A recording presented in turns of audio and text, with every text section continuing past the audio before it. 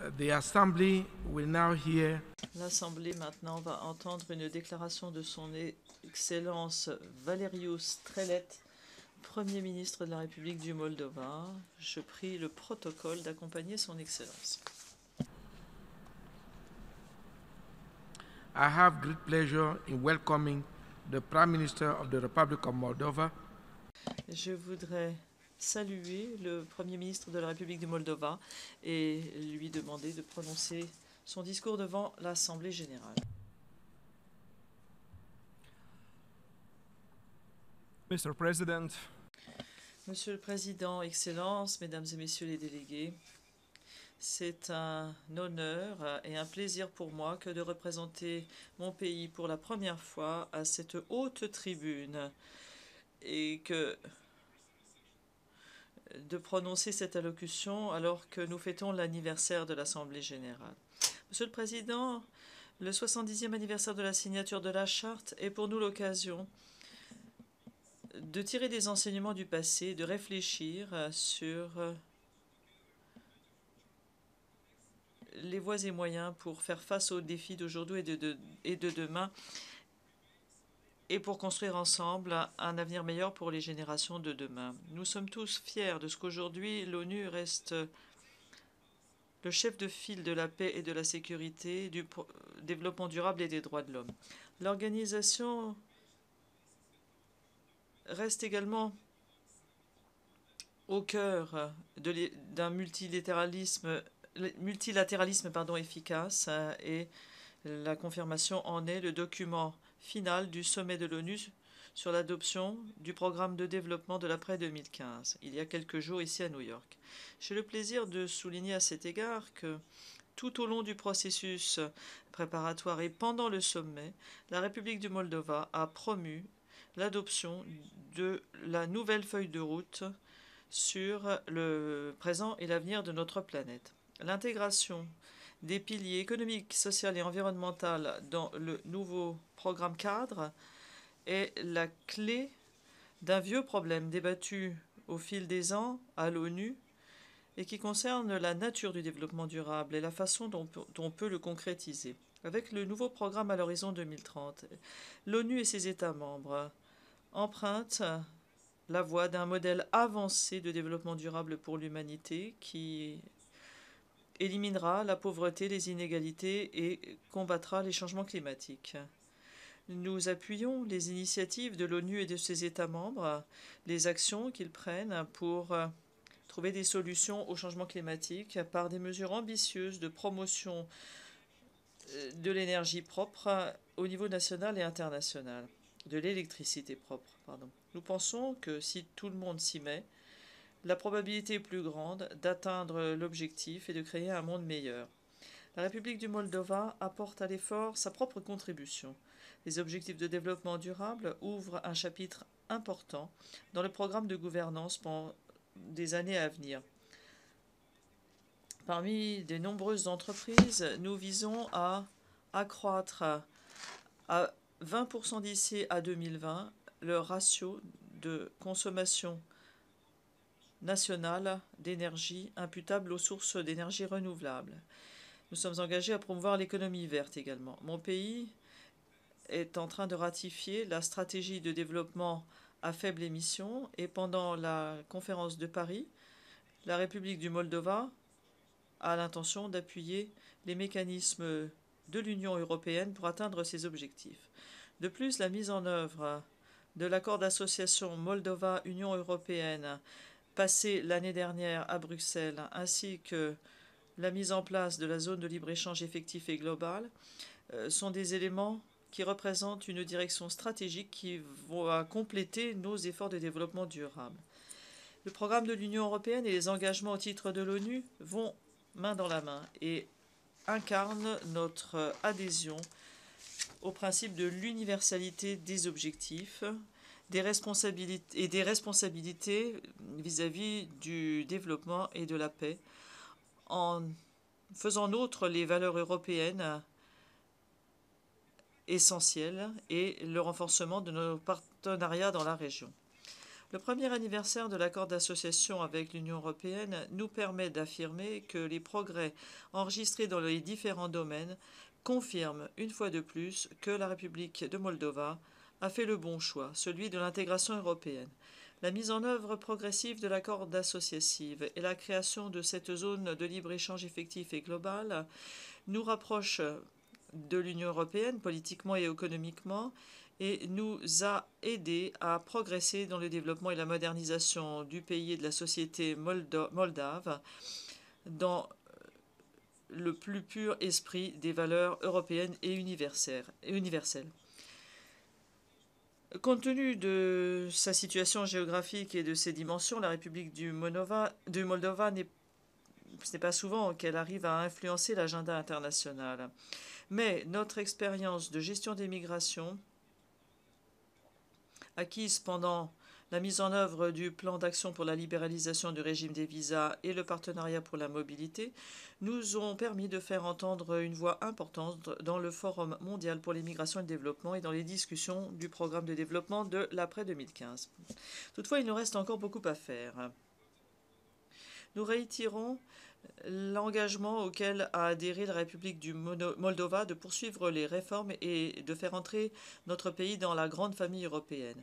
Et nous sommes, de ce fait, largement ouverts à la poursuite d'un dialogue efficace avec nos partenaires européens sur la mise en œuvre de nos priorités, à savoir la stabilisation macrofinancière, la réforme du judiciaire, la réforme du parquet, la lutte contre la corruption, l'approfondissement de la réforme de l'administration publique, l'éducation, les domaines sociaux, la consolidation de la coopération en matière de sécurité énergétique et l'interconnexion des réseaux de transport. Le progrès déjà acquis a été possible grâce à l'aide de nos partenaires pour le développement. Et nous remercions l'Union européenne et ses États membres, notamment la Roumanie, notre voisin. Et nous remercions les États-Unis qui, tout au long de ce chemin, nous ont apporté une assistance financière et technique ainsi qu'un soutien politique sans précédent. Dans le même ordre d'idées, nous comptons pour atteindre les objectifs stratégiques d'intégration européenne et de développement socio-économique durable de notre pays sur le soutien de tous les partenaires pour le développement et des fonds, programmes et institutions spécialisées des Nations Unies.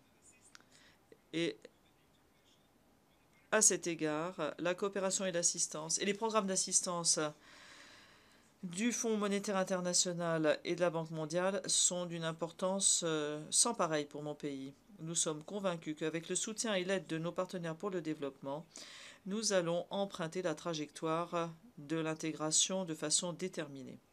Monsieur le Président, le monde dans lequel nous vivons est de plus en plus turbulent et dangereux. Le recours illégitime à la force militaire et à d'autres formes de violence se retrouve partout, au niveau des acteurs étatiques et non étatiques qui utilisent la force pour promouvoir leurs intérêts. Des violations patentes du droit international et une perte dramatique de confiance entre les États ébranlent déjà les piliers centraux du système international. Malheureusement, après une période de relative stabilité, le système de sécurité et de coopération en Europe est devenu plus fragile. L'annexion de la péninsule de Crimée par la Fédération de Russie en violation patente du droit international et l'éclatement du conflit armé dans les régions ukrainiennes de l'Est ont constitué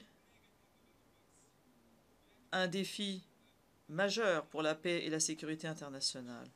Ces événements majeurs et négatifs ont remis à notre ordre du jour des questions de fond, à savoir que faut-il faire pour ramener l'ordre et pour faire respecter les normes et les principes du droit international. Il va falloir du temps pour trouver la réponse, mais il faut que nous nous livrions à cet exercice bien nécessaire. Entre-temps, il est essentiel de mettre un terme aux hostilités militaires dans la région ukrainienne du Donbass. La poursuite du conflit ne fera que causer plus de souffrances, de victimes et de destruction à l'infrastructure. Il faut garder à l'esprit une vérité simple. Plus un conflit dure longtemps, plus il est difficile d'y trouver une solution durable. La République du Moldova, à cet égard, est favorable au règlement pacifique du conflit dans le Donbass, est favorable à la pleine application des accords de Minsk, au respect de la souveraineté et de l'intégrité territoriale de l'Ukraine. Nous exprimons notre solidarité avec les Ukrainiens en ces moments difficiles pour eux. La République du Moldova a elle aussi connu un conflit. Cela fait plus de 20 ans que mon pays est divisé après le conflit en Transnistrie. Mais malgré les difficultés en interne et à l'extérieur, la République du Moldova restera fermement convaincue par le principe de règlement pacifique de ce conflit. Nous devons ramener la confiance, promouvoir le dialogue et ainsi progressivement trouver une résolution globale au conflit de Transnistrie qui doit s'appuyer sur le respect de la souveraineté et de l'intégrité territoriale de la République du Moldova, qui doit trouver un statut spécial pour cette région de Transnistrie au sein des frontières reconnues internationalement pour mon pays. Nous exprimons l'espoir que tous nos partenaires étrangers et extérieurs feront des efforts pour faire avancer le processus de résolution de ce conflit. En outre, nous redisons notre position. Il est impératif que les forces militaires russes et les munitions russes se retirent du territoire de la République du Moldova en vertu des dispositions de notre Constitution et des engagements souscrits au niveau international. Dans le même contexte, nous pensons que l'opération de maintien de la paix actuelle a achevé son mandat et doit devenir une mission civile dotée d'un mandat international. Monsieur le Président, la République du Moldova appuie sans réserve toutes les mesures prises par l'Organisation des Nations Unies en matière de lutte contre le terrorisme international, de promotion du désarmement et de la non-prolifération, et mon pays plaide en faveur d'une participation active des États membres dans ces domaines. Mon pays a ratifié le traité sur le commerce des armes et l'instrument de ratification a été déposé par notre délégation auprès du secrétaire général ces jours-ci. Ce traité non seulement doit garantir la transparence et la redevabilité des transferts d'armes conventionnelles, il doit également prévenir le trafic illicite des armes, notamment à destination d'entités séparatistes non reconnues. Dans le contexte d'une situation de sécurité complexe en Europe de l'Est, ceci est absolument essentiel.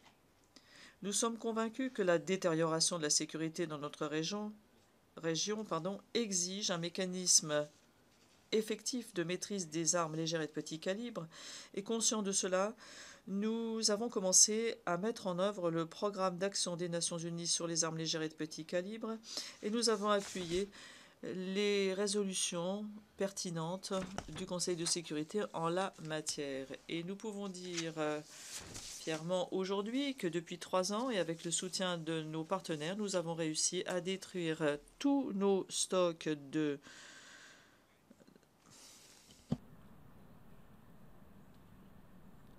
d'armes à sous-munitions et de mines antipersonnelles.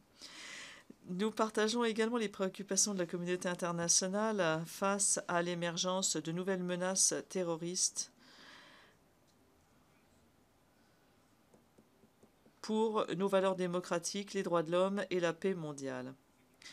Nous avons été co-auteurs de la résolution 2178 en 2014, résolution du Conseil de sécurité sur les combattants terroristes étrangers. Et à ce titre, nous sommes favorables à l'adoption de mesures adaptées à son application. Dans le même esprit, outre le fait que la République du Moldova participe depuis de nombreuses années et aux opérations de maintien de la paix des Nations Unies en Côte d'Ivoire, au Libéria, au Soudan, en Soudan du Sud et en République centrafricaine, en y envoyant des observateurs militaires. Et depuis 2014, notre pays contribue à la KFOR au Kosovo. Nous y avons envoyé un contingent de 40 soldats. Au cours de l'année passée, nous avons également réalisé un progrès important dans notre coopération avec l'Union européenne dans le domaine de la politique commune de sécurité et de défense. Notamment, nous avons participé pour la première fois aux missions et opérations de gestion des crises de l'Union européenne. Notamment, nous avons participé à une mission de formation de l'Union européenne au Mali en 2014 et à la mission consultative militaire de l'Union européenne en République centrafricaine en 2015. En conséquence, la République du Moldova est en transition. Nous étions un observateur de sécurité et nous en étions un bénéficiaire et nous sommes en train de devenir un participant actif et de contribuer au rétablissement de la sécurité, de la paix et de la stabilité en Europe et de façon implicite dans le monde. En tant qu'État associé à l'Union européenne, la République du Moldova est déterminée à contribuer à la consolidation de la position de l'Union européenne comme acteur régional et mondial. Monsieur le Président, lorsque l'humanité se trouve face à des crises de plus en plus profondes qui ont des conséquences de plus en plus graves pour les droits de l'homme et lorsque l'on voit évoluer les besoins des populations, l'expertise et les évaluations indépendantes de l'ONU deviennent cruciales. C'est la raison pour laquelle la République du Moldova salue l'approche innovante du bureau du l'approche innovante du Haut-Commissariat des Nations Unies aux droits de l'homme, qui consiste à informer les États membres rapidement de l'évolution des événements les plus récents, ce qui contribuera à renforcer la prévention et à améliorer l'alerte précoce. Mon pays est favorable au respect universel des principes du droit international et des droits de l'homme, qui découlent de l'indivisibilité et de l'interdépendance. Et nous pensons que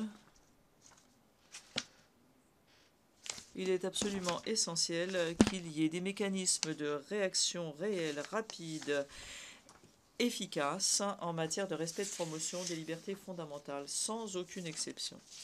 Le 70e anniversaire doit nous encourager également à poursuivre et à mettre en place des réformes réelles, doit nous encourager à réaffirmer et renforcer le rôle et le travail des Nations Unies. Nous saluons et nous appuyons tous les efforts concrets visant la réforme de toutes les structures de l'ONU, notamment de l'Assemblée générale, de ses organes subsidiaires, de l'ECOSOC, du Conseil de sécurité. Tout cela pour améliorer l'efficacité, l'efficience, la redevabilité, la transparence, la représentation régionale de ces organes. Nous redisons plus particulièrement notre position déjà exprimée par le passé, à savoir qu'il est impératif que dans un Conseil de sécurité réformé, le groupe des États d'Europe de l'Est bénéficie d'un siège non permanent. Il est également fondamental de garantir une rotation régionale dans le processus d'élection du secrétaire général des Nations Unies, en accordant pour la première fois le poste le plus élevé du secrétariat de l'ONU à un ressortissant d'un pays d'Europe de l'Est. Enfin, Monsieur le Président, puisque j'ai le privilège de pouvoir présenter mes vœux d'anniversaire à toute la famille des Nations Unies, et je voudrais à cette occasion exprimer notre conviction que tous les États membres, en rassemblant leurs efforts et leurs ressources, réussiront à aborder les nouvelles menaces et à préserver la paix, l'humanité, notre planète, comme les fondateurs de l'organisation nous y avaient invités. Ma délégation s'engage à apporter une contribution constructive à cette noble tâche et est convaincue que cette session anniversaire fera avancer la paix et le développement durable, la protection de l'environnement et des droits de l'homme pour le bien du monde entier. Merci. On behalf of the General Assembly, Au nom de l'Assemblée générale, je remercie le Premier ministre de la République du Moldova de l'allocution qu'il vient de prononcer. Je prie le protocole de la compagnie